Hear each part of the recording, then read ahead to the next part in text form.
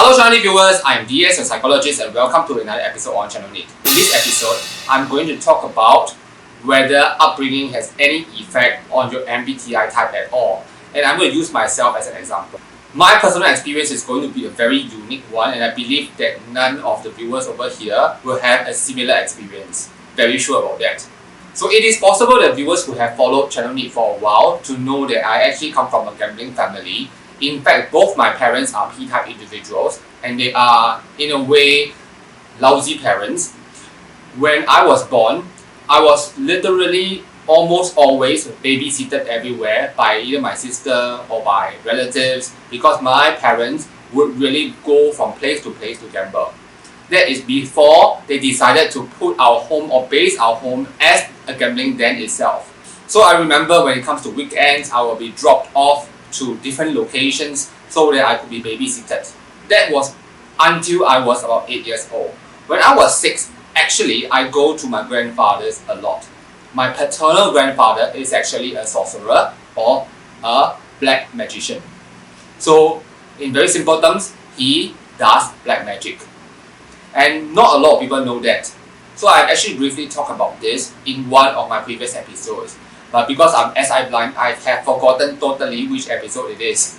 So it is actually this black magic thing that has shaped my being an ENTJ much faster when I look back at it today.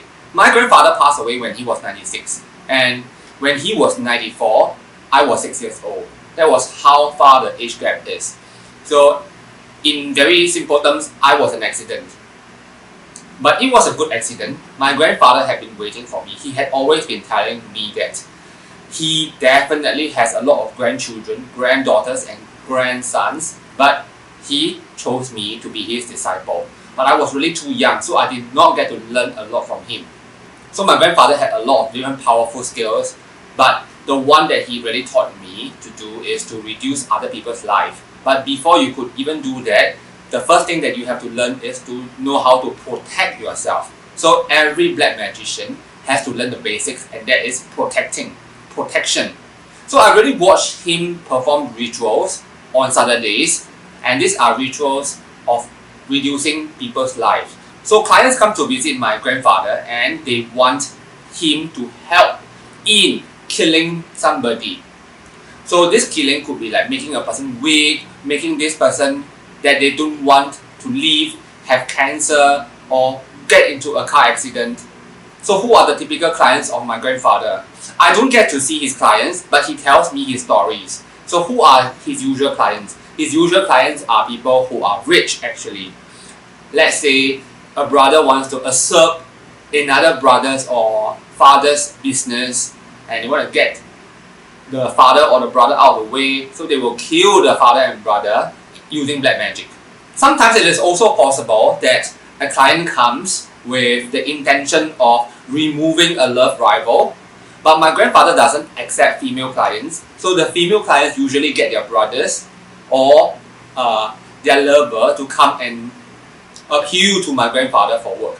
So my grandfather's services are actually quite expensive. So every of these rituals do cost from hundreds to thousands, and it was in the 1980s, 1970s, so that was quite a sizable amount.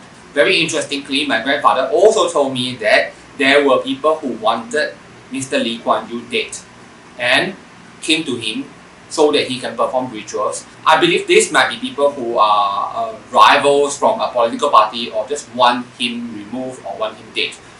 The interesting thing is, my grandfather told me that he did perform the ritual, but it didn't work. This is very strange. He told me that he believed that for some people, they are born to be higher pieces of chess. That's his own words. So destiny has it, these people are supposed to become great, and they cannot be harmed by black magic. No matter what you do, they are supposed to rise to that position. My grandfather performed the ritual, he will still keep the money, but the reduction of life wasn't able to take place. So I really believe my grandfather had this ability, because I have the ability too. He has taught me, I have used the powers before, and I know that it is valid and true. So the stories that my grandfather had told me had actually changed a lot of my worldview of what life and death is. So since 6 years old, I have been taught about the concept of pieces of chess. I see people as lower or higher.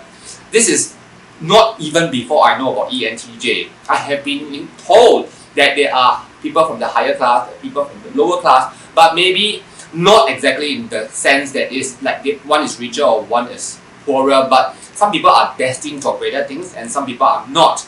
So we look at it as higher pieces of chairs or lower pieces of chairs. Those people who are born lower pieces of chairs, they have very cheap lives. You gave the sorcerer some money, they can actually reduce this person's lifespan by a lot. Give the sorcerer about the same amount of money, let's say $1,000, and you try to reduce a person with a better purpose. The lifespan may actually be reduced, but much lesser. Why? Because some people's lives are really cheap. So while I have only been taught such concepts for 2 years, they were really very deeply ingrained into my consciousness. On top of that, I have always been thinking that I was affiliated to death of sorts, which was why I really find myself very attuned to this role or to this ritualistic event. When my grandfather was performing the rituals, he would teach me how it was done. I really observed, I was very interested. Unfortunately, he passed away when I was 8 years old, so I only spent 2 years of my life with him. But all the things made me understand certain concepts which I hold on dearly to today. Like for example, karma. Karma doesn't exist. It's really a concept that people have invented to make themselves feel better. Like, oh, you do bad things, you will have bad karma. My grandfather has been killing people, and he lived until 96 and he died peacefully. There is no such thing called karma. So my grandfather was born to do this. This is his job. He's born to kill people. I understand that people do believe in religion and they believe in concepts like karma, but because of my unique personal experiences, I have become very hardened and very callous. Is it pronounced that way? I don't look at people as if they are people. So in a way, this looks like the basis of what an ENTJ at its worst could have been, or a very hardened individual who is very objective, doesn't care much about feelings, doesn't care much about lives. In fact, I see death as something that is very normal.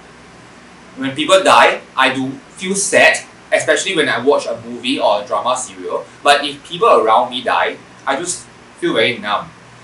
And this is very strange.